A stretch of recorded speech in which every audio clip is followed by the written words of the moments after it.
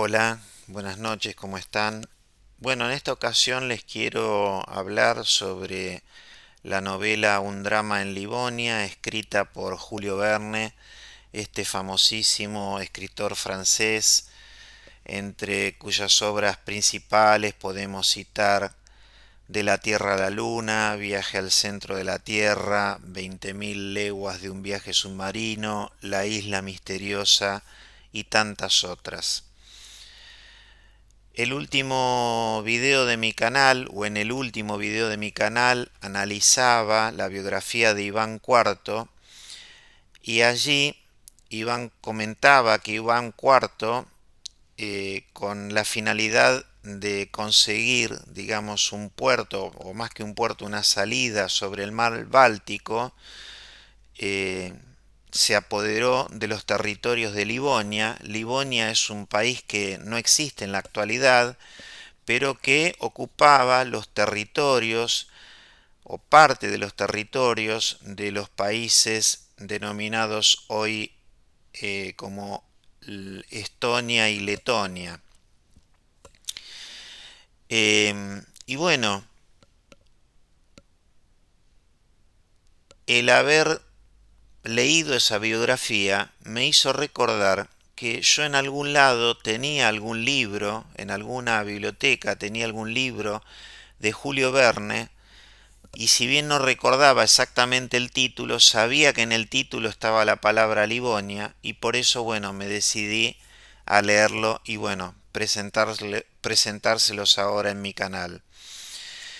Livonia, cuenta el autor Julio Verne, estaba constituida por ciudadanos alemanes y ciudadanos rusos, ciudadanos eslavos, en donde los alemanes eran los nobles, los burgueses, los comerciantes, mientras que los rusos eran el pueblo trabajador, el pueblo obrero, el pueblo campesino.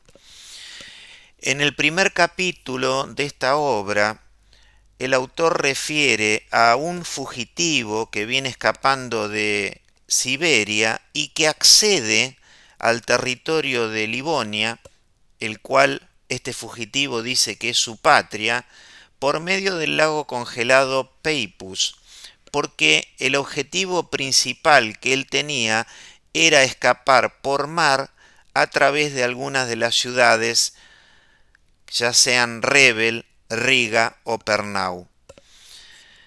Mientras él está escapando, y específicamente en el territorio de Livonia, tiene que enfrentar dos peligros. Primero, el ataque de unos lobos, de los cuales logra protegerse porque, bueno, encuentra un molino y se sube a la buhardilla del mismo. Y bueno, dado que estaba muy cansado y que había estado sometido a un clima muy riguroso, en un momento se duerme.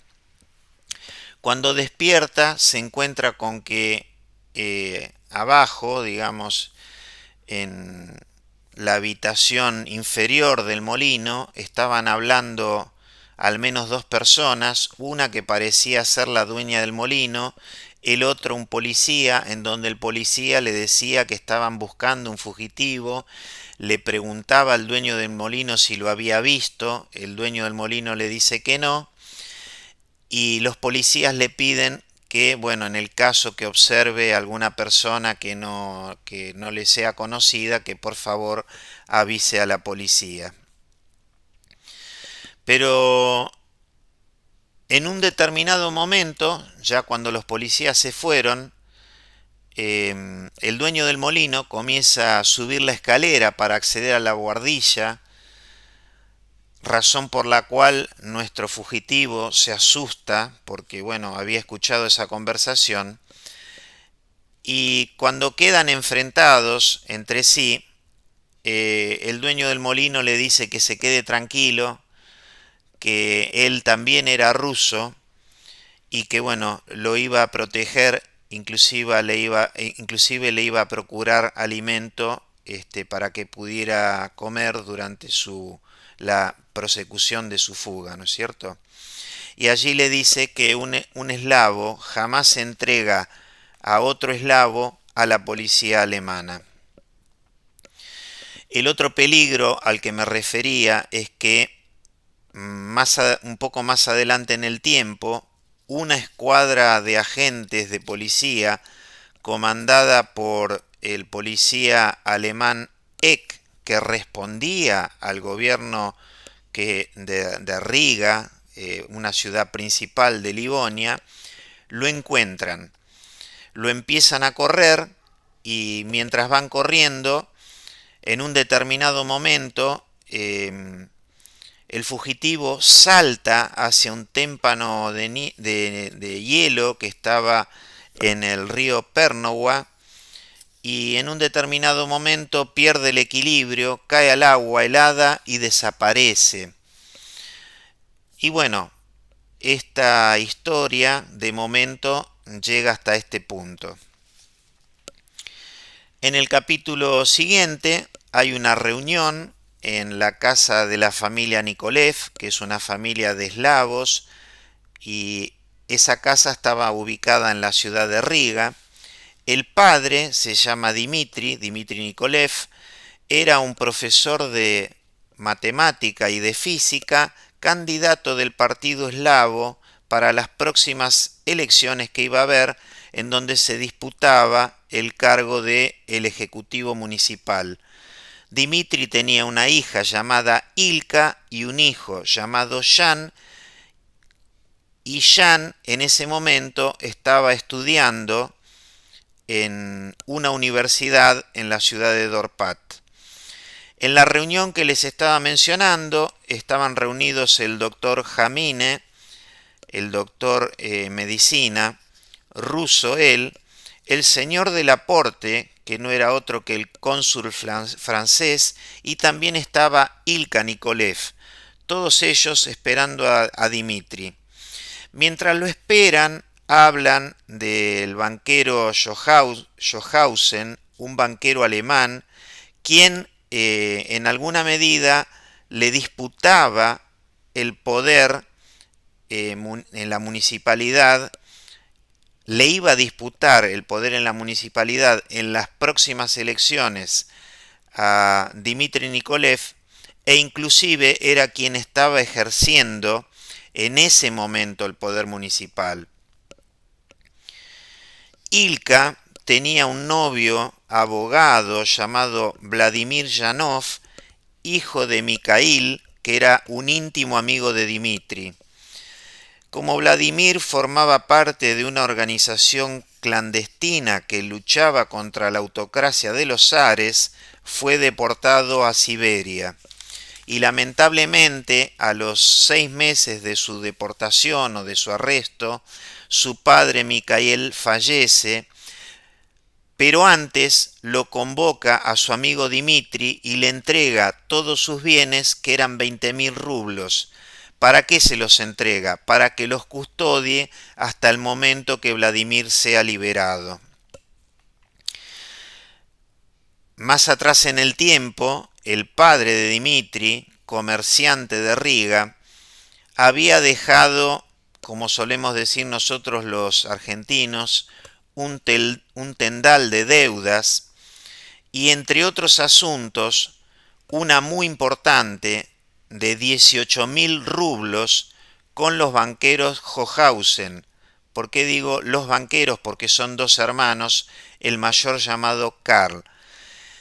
Esa deuda de 18.000 rublos vencía el 15 de mayo de 1876 y Dmitri, como hijo, debía asumir, digamos, el pago de la misma.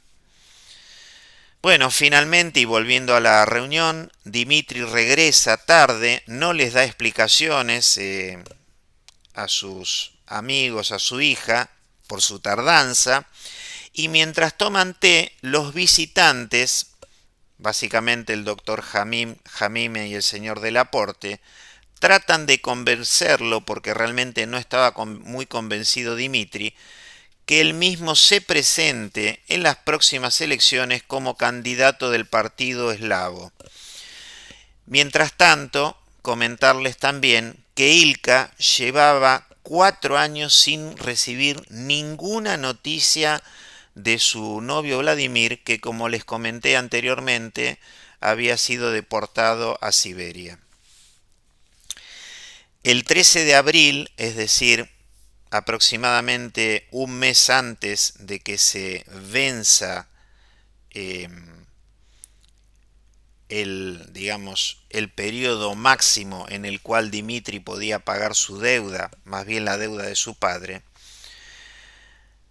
en un coche correo, que un coche correo es una suerte de carroza, parten de la ciudad de Riga y hacia Rebel el cochero Brooks, un dependiente de la casa Hohausen llamado Poch, que tenía un trabajo y ese trabajo significaba que debía llevar en una cartera la suma de 15.000 rublos, cuyos dueños eran los Hohausen, a la ciudad de Rebel.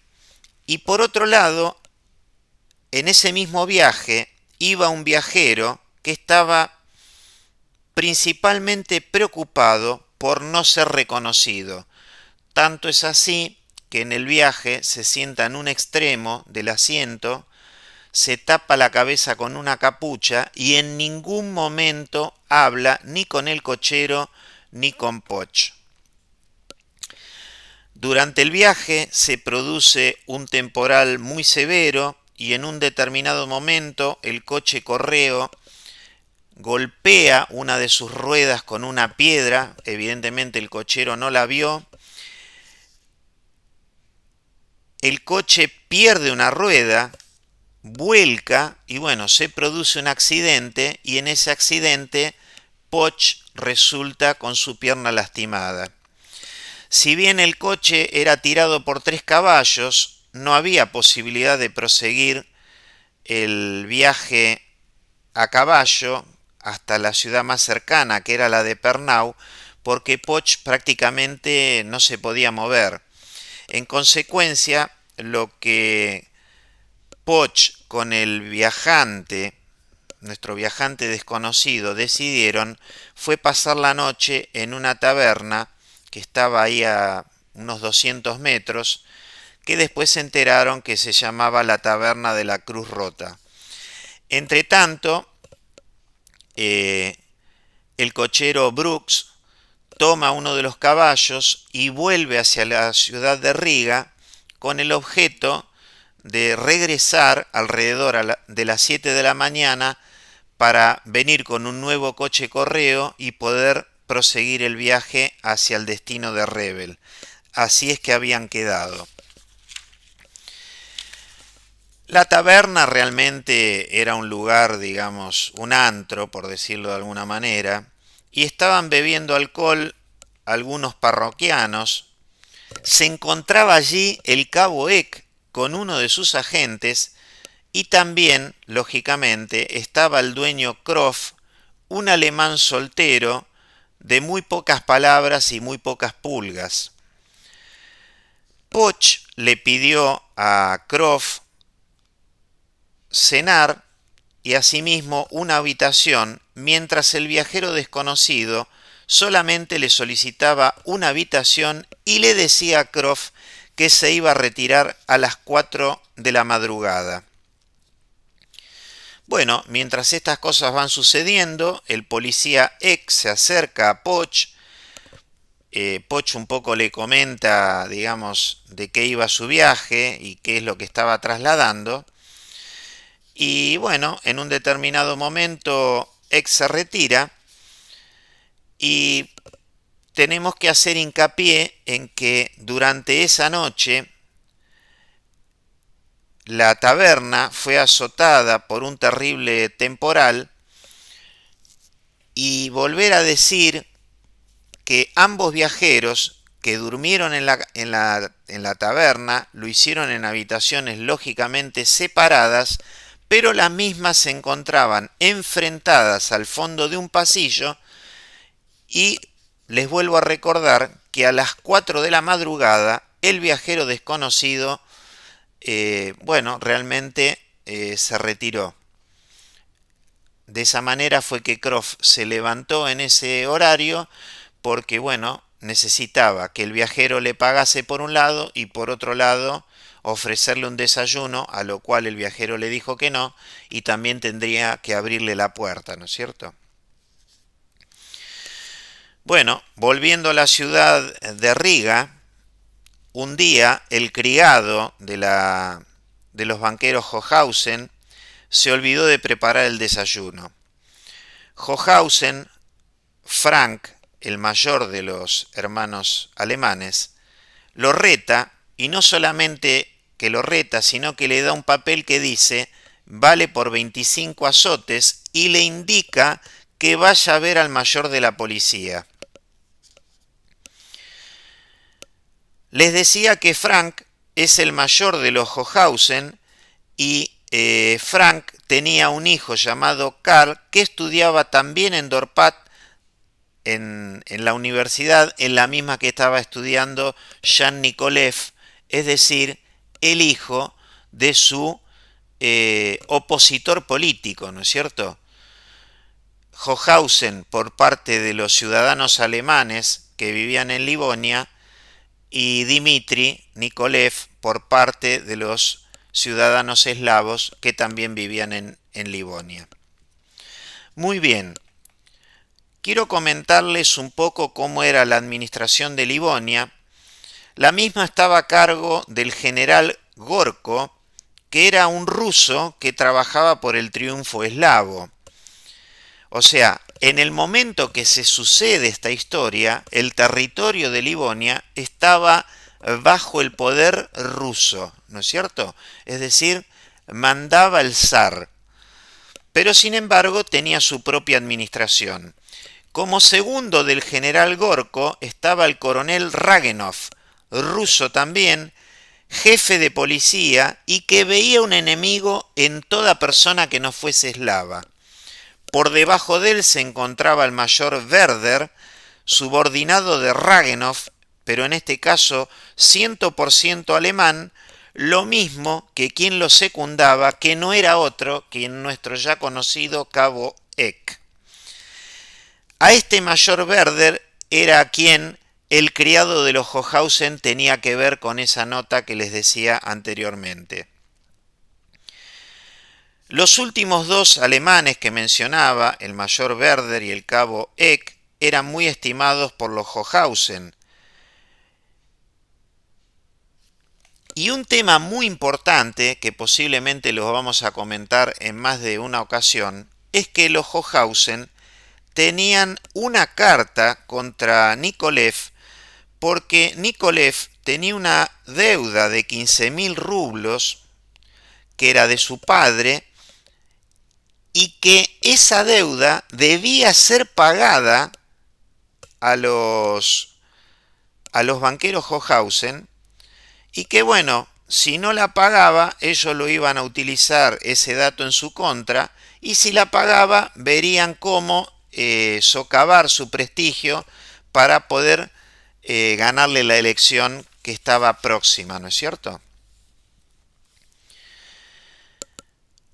Bueno, en el momento que se estaban por producir los azotes por parte del mayor Werder al criado de los Hochhausen, llega un hombre medio como enloquecido, con un telegrama en la mano, gritaba muy fuerte y decía que se había cometido un crimen en la taberna de la Cruz Rota, que la víctima era el dependiente Poch, dependiente de la casa de los Hochhausen, y que habían encontrado en su habitación la cartera donde llevaba los rublos totalmente vacía.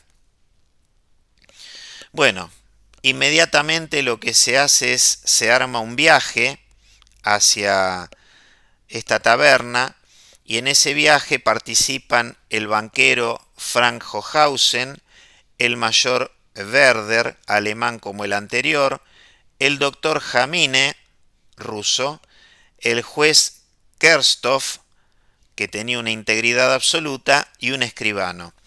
Jamine era quien estaba encargado de inspeccionar el cadáver, mientras tenía una preocupación, porque y esto que les voy a comentar no tiene absolutamente nada que ver con aquella primera reunión en la cual lo estaban esperando a Dimitri. Jaminé tenía la costumbre de ir todos los días a visitarlo a Dimitri Nikolaev, y la víspera, cuando había realizado su visita diaria, su hija Ilka le comentó que estaría ausente por 2 o 3 días, pero que sin embargo no sabía decirle a dónde había ido. Y eso era algo que no le cerraba en relación a la situación de lo que había ocurrido en la taberna de la Cruz Rota. Cuando este grupo de personas llega a la taberna, ¿con qué fue que se encontraron? Bueno, se encontraron con, en primer lugar, un comentario de Croft, en donde Croft les dice que él y el cochero Brooks, que había llegado a las 7 horas, previo comentarle Croft a Brooks que el viajero desconocido se había retirado a las 4 de la mañana, lo llaman a Poch para proseguir el viaje, le golpean la puerta y como no obtienen ninguna respuesta, fuerzan la puerta y allí es que lo encuentran muerto. El doctor Jaminé, cuando examina el cadáver, determina que había sido muerto por una cuchillada en el corazón, con la particularidad que estaba marcado el frente del mango sobre la piel y eso lo podía observar en razón de un hematoma que había quedado de por medio. Luego, este grupo de personas, saliendo de la taberna, se dedicó a inspeccionar la ventana de la habitación de Poch y se encontraron que había sido forzada y abierta. Evidentemente, el asesino había ingresado y salido por allí, y la cuarta situación con la que se encontraron fue que la cartera estaba sobre la mesa sin ningún rublo, como ya lo había comentado aquella persona que había llegado enloquecida a la comisaría cuando se estaban por producir los azotes del criado de Hochhausen. Entonces, este grupo de personas, lideradas por el juez Kersthoff, interrogaron a Croft. Croft les dice que el viajero, que era la otra persona que había dormido en la taberna, se había ido a las 4 de la mañana. Brooks dijo que el viajero había escuchado que Poch llevaba dinero durante el viaje. Esto es así porque Poch en realidad era una persona, digamos, muy conversadora y que en el viaje se había dedicado a conversar con Brooks porque el viajero desconocido no participó de ningún tipo de conversación, como ya decíamos antes. Y bueno, y una situación que ocurrió es que el arma no fue encontrada, por lo menos en esa primera pesquisa, ¿no? Bueno, evidentemente había un problema bastante complejo que tiene que ver con que no se sabía cuál había sido el destino del viajero.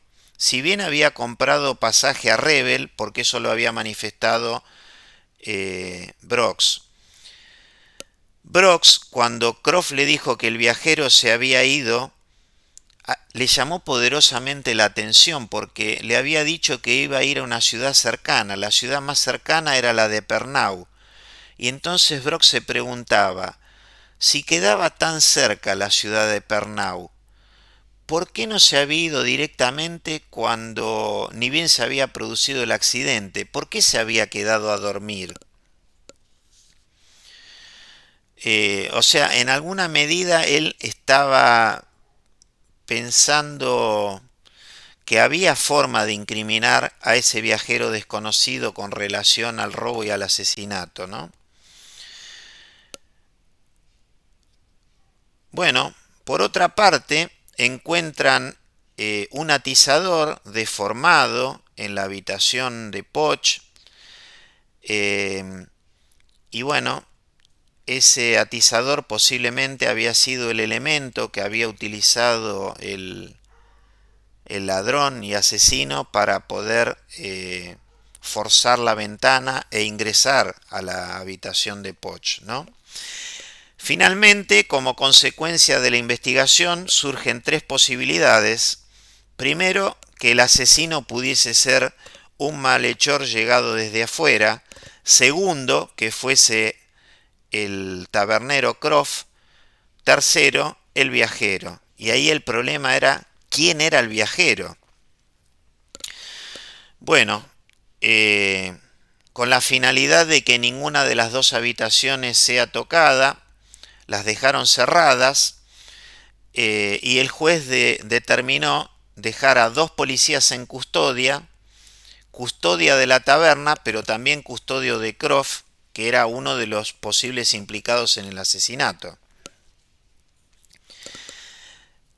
Mientras estaban caminando hacia la carroza, Frank Hochhausen se acerca al juez y le dice que él tenía, porque era un método de trabajo habitual, todos los números de los 150 billetes que correspondían a los 15.000 rublos, ¿no?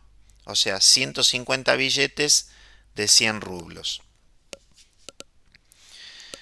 Y bueno, el juez le dice que por el momento esa información no se iba a dar a conocer, que solamente quedaba entre ellos dos. Al regreso de los investigadores,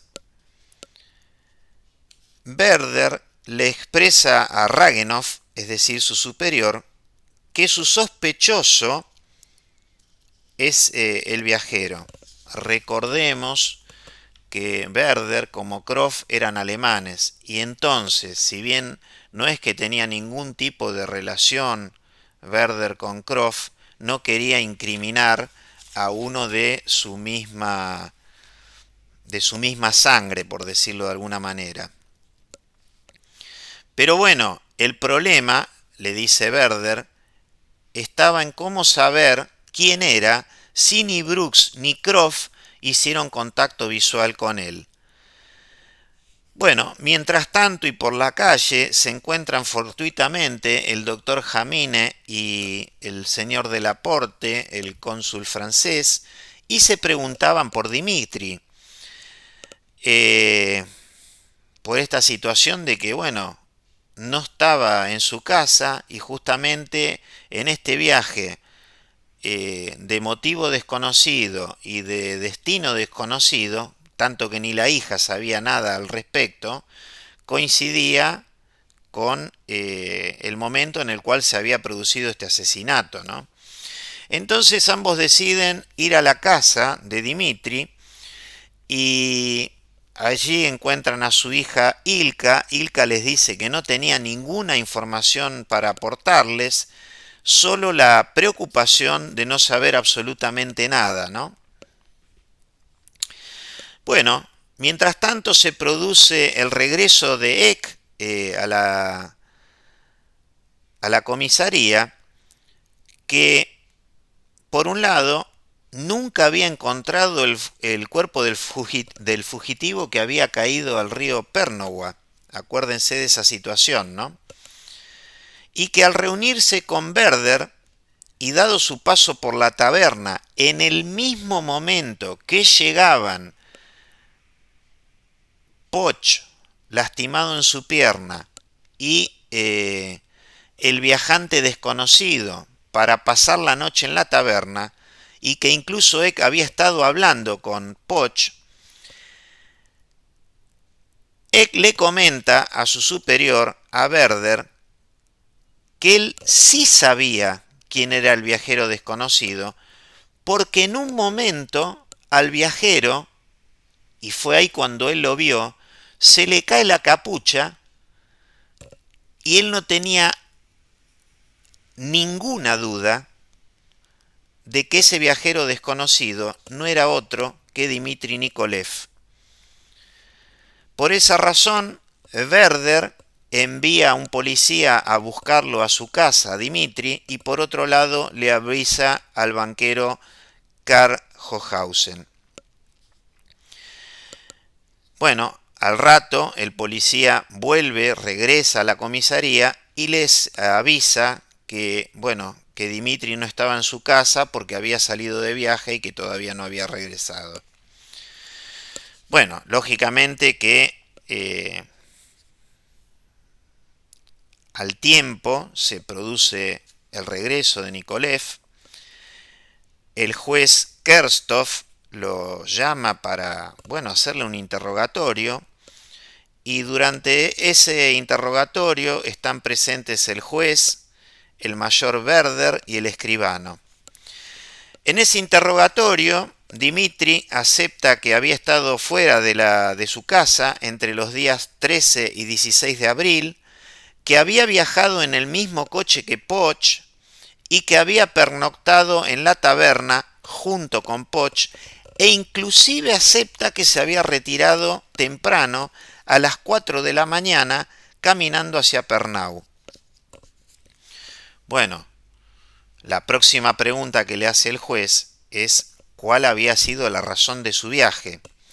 Y ahí lo que Dimitri le responde era que el viaje, las razones eran personales, que Livonia era un país libre y que él no tenía ninguna obligación de decir a dónde había ido.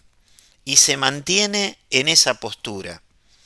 Pero también le dice al juez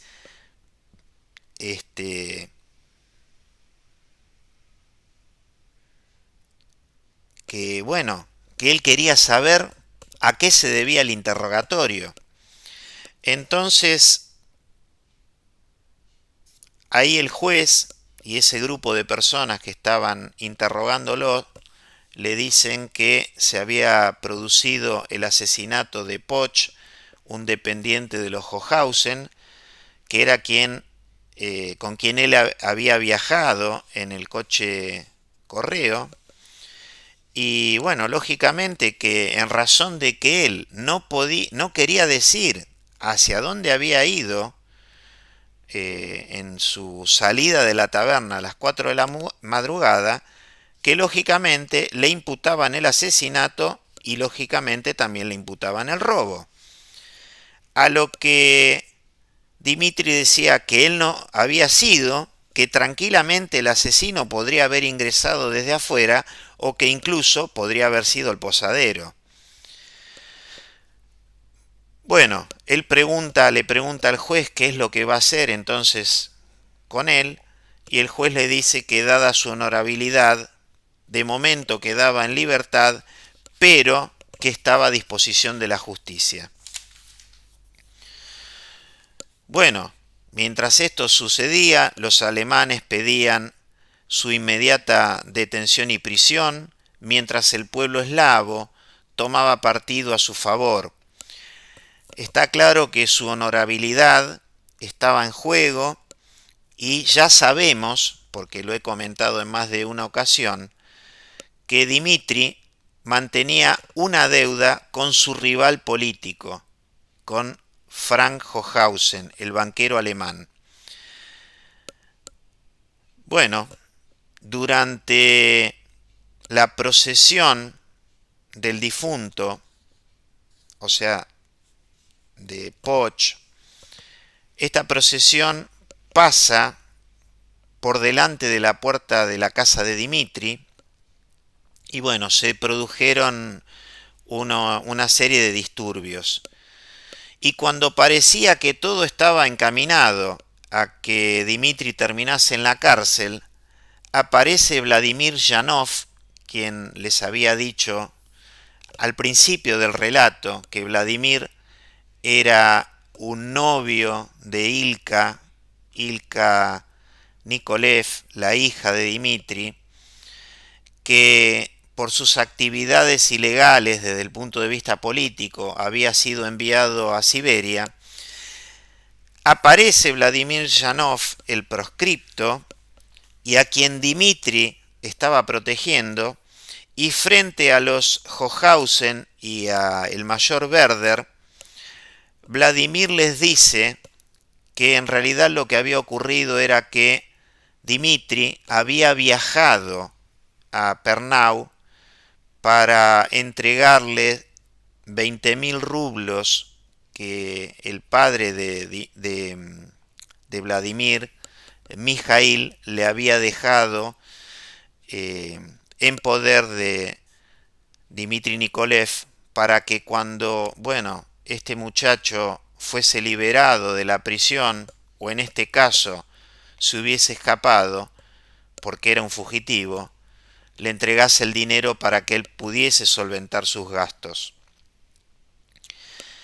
Bueno, evidentemente que en razón de sus comentarios, el juez inmediatamente levanta la disposición judicial que pesaba sobre Dmitri Nikolaev, en tanto que Vladimir es conducido a la fortaleza de Riga mientras espera la gracia del zar por su noble conducta. Por si no queda claro, cuando arrancamos con el relato y hablábamos de un fugitivo que se iba de Siberia, que se estaba escapando de Siberia, no era otro que Vladimir Yanov, ¿no es cierto? Por eso hablamos de esta persona proscripta. Bueno, evidentemente que si los cañones dejaban de apuntar hacia dejaban de apuntar hacia Dmitri, volvían a apuntar hacia Brooks, volvían a apuntar hacia Krov. Pero cuando vuelven a interrogar a Brooks, se dan cuenta que no hay ningún hueco en absolutamente todo su relato.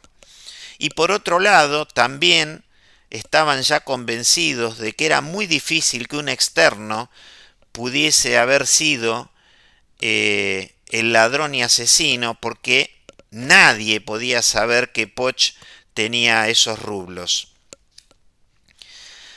Y bueno, y dado que, como les decía, todos los cañones entonces terminaban apuntando hacia Krov, Krov no le quedaba otra que seguir echándole la culpa a Dmitri.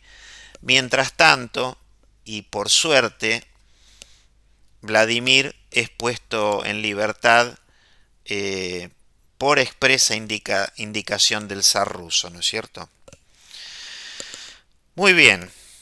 En el estado de situación que nos encontramos, el grupo de investigación decide reiterar una pesquisa en la taberna y entonces, en primer lugar, lo hacen en la habitación de donde había estado Nikolaev, y entre las cenizas del hogar encuentran el resto de un billete de 100 rublos con rastros de sangre, en donde,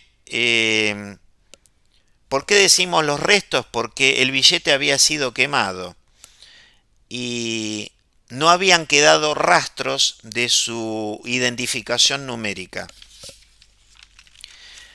Entonces, ahora nuevamente los cañones volvían a apuntar hacia Dmitri. Al regreso del grupo de investigación a Riga, lo vuelven a llamar para interrogarlo. Y bueno, Dmitri les dice: escúchenme, ¿cómo puede ser posible que se les haya pasado? ¿Cómo puede ser posible que no hayan encontrado durante la primer pesquisa el billete dentro del hogar en mi habitación? Bueno, ahí sinceramente como que no saben qué responder los policías, básicamente, ¿no?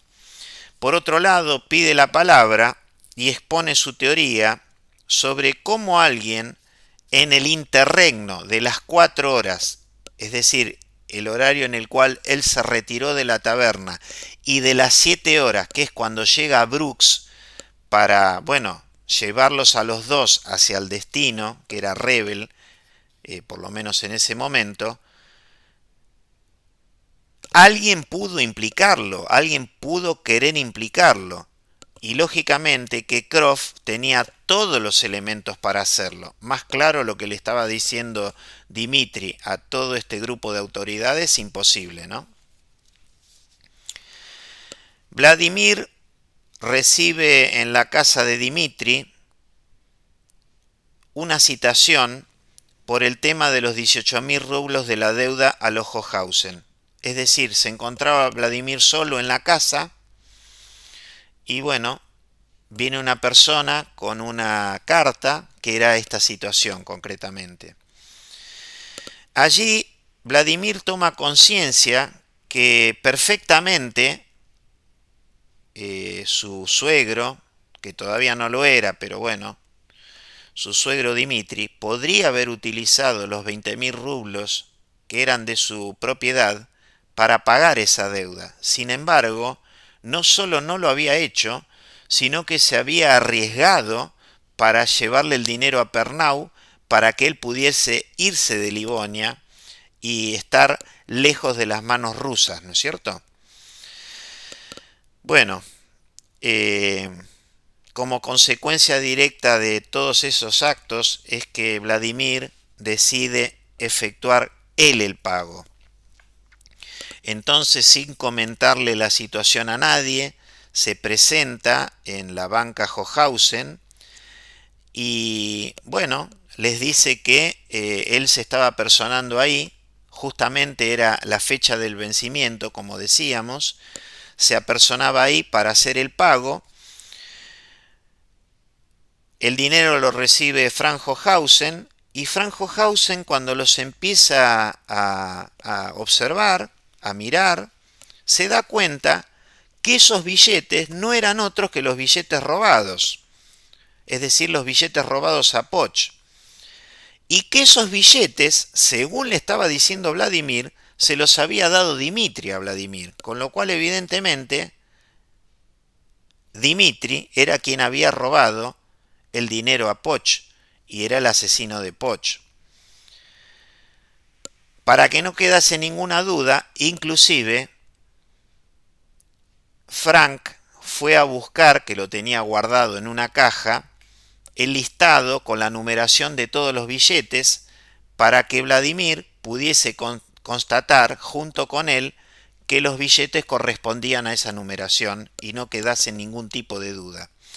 Evidentemente que casi de manera simultánea se produce el llamado de Hochhausen a la gente de la comisaría y al juez, mientras Vladimir como que sale corriendo hacia la casa de los Nikolev y bueno, cuando llega les comenta la situación. Allí estaban Dimitri y sus hijos Ilka y Jan.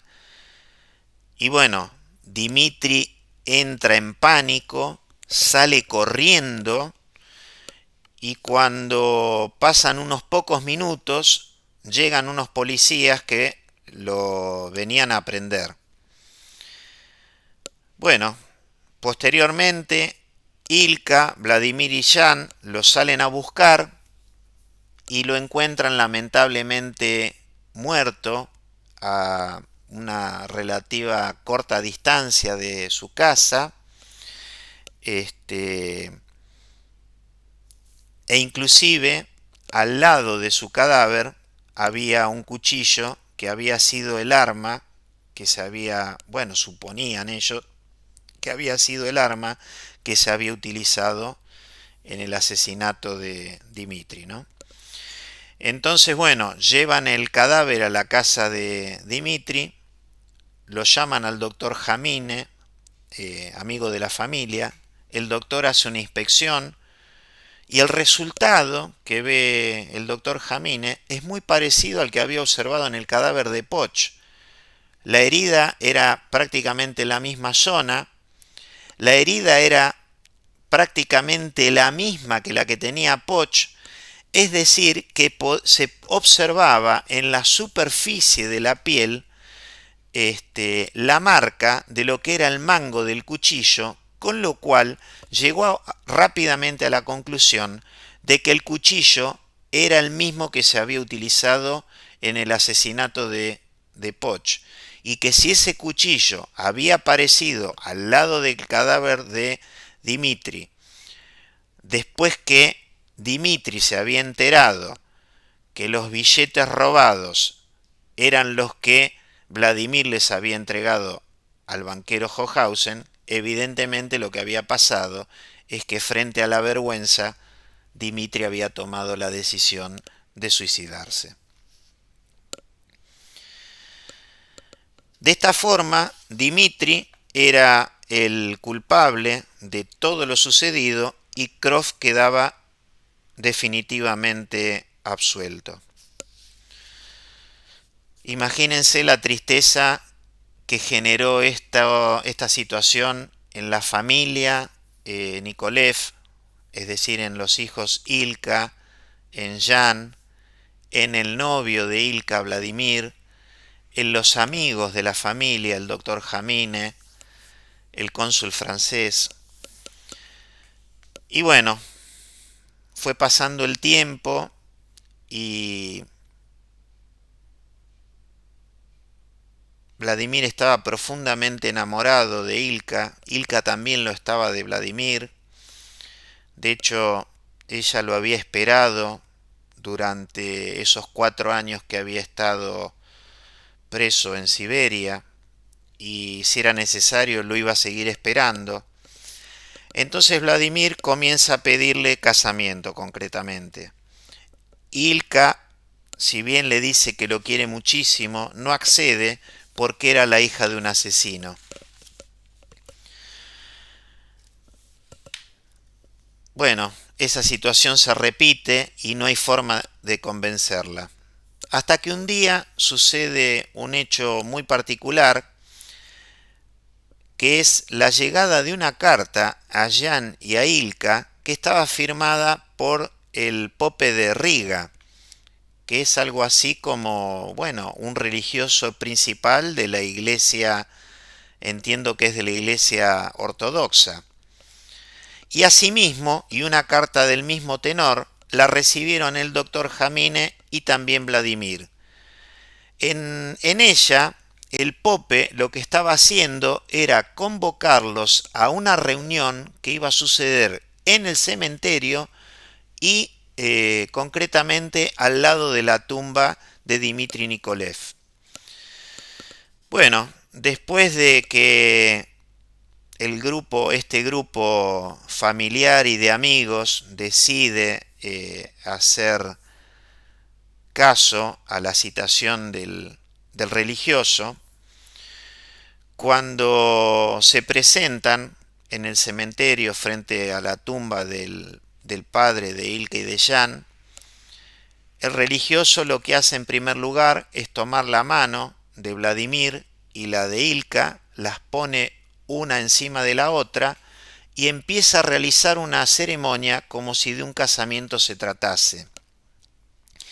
Y allí es que Ilka le dice al Pope y le dice a todos los que estaban presentes que eso no podía pasar porque ella era la hija de un asesino. Y en ese momento el Pope le dice: no solo no eres la hija de un asesino, sino que eres la hija de un inocente que tampoco fue culpable de suicidio. Y entonces ahí todos asombrados le preguntan al religioso quién había sido el culpable entonces. Y el religioso les dice: Krov, el posadero. Y bueno, a continuación les relata el por qué él sabía perfectamente que el asesino había sido Krov. Y bueno, en ese relato les dice que unos días antes de que estaba sucediendo esta reunión en el cementerio, Krov se enferma con una congestión pulmonar muy severa y bueno, él antes de morir, ya que estaba torturado por los remordimientos de lo que había hecho, lo llama al religioso para confesarse y para que él mismo escriba la confesión y Krov la firme. E inclusive le dice al religioso, le dice al Pope, que cuando ocurra su muerte, por favor, publique su confesión para rehabilitar la memoria de Dmitri. Y entonces acá el religioso pasa a relatar los hechos. Entonces Krov le dice que había escuchado que Poch llevaba dinero y que sus negocios, está hablando de sí mismo, del posadero Krov, realmente le estaban yendo muy mal. En consecuencia, piensa en robar ese dinero. Por lo cual, a las 2 de la madrugada, ingresa en la habitación de Poch y Poch, lamentablemente para él, se despierta y cuando eso sucede, el posadero, que llevaba un cuchillo en su cintura, le clava ese cuchillo en el corazón y lo mata de manera instantánea. Acto seguido, revisa la cartera y encuentra los 150 billetes de 100 rublos y por otro lado, algo que lo dejó anonadado, que era un listado de la numeración de los billetes, en donde en ese mismo listado decía que correspondía a un duplicado de la lista de la numeración de billetes. O sea que ahí cayó inmediatamente en la cuenta que esos billetes no los iba a poder utilizar y que incluso había cometido un asesinato. ¿Qué decide entonces? Implicar al viajero, porque como les decía, esto había sucedido a las 2 de la mañana, ¿no es cierto? Entonces lo que hace es salir de la casa, hizo las rozaduras en la ventana de Dimitri, luego fuerza la ventana de Poch con un atizador y vuelve a ingresar en la taberna. A continuación, abre la puerta de la habitación de Dimitri, quien dormía profundamente e inclusive como había tanto ruido en el caso particular de él, ni se dio cuenta de lo que estaba sucediendo. Y lo que hace es depositar los billetes en el abrigo de Dimitri y mientras tanto revisa, digamos, todos los elementos que Dimitri llevaba consigo y se encuentra increíblemente con que Dimitri estaba llevando 20.000 rublos, que eran los 20.000 rublos destinados a Vladimir, que lo esperaba en Pernau. Entonces, les dejó los billetes que en alguna medida estaban manchados con sangre y se quedó con esos 20.000 que no lo estaban. Ustedes recordarán que Dimitri había sido reconocido por Eck y que él niega el motivo de su viaje de manera tal que las sospechas solamente dejan de caer sobre él cuando se produce la llegada de Vladimir y Vladimir les dice al juez, le dice a la policía que en realidad el motivo del viaje que él estaba ocultando tenía que ver con que le llevaba dinero a un fugitivo que era él mismo. Entonces, allí es que todos los cañones vuelven a apuntar hacia Croft. Croft se asusta y entonces lo que hace es manchar un billete con sangre, lo quema de manera tal que no quede la numeración del billete y aun estando esos dos policías que estaban custodiando la taberna, se sube a la noche, digamos, al tejado, lo tira por la chimenea de la habitación de Nikolev y mientras tanto él estaba esperando que se produjese la presentación de los billetes, pero el tiempo iba pasando y la situación no sucedía.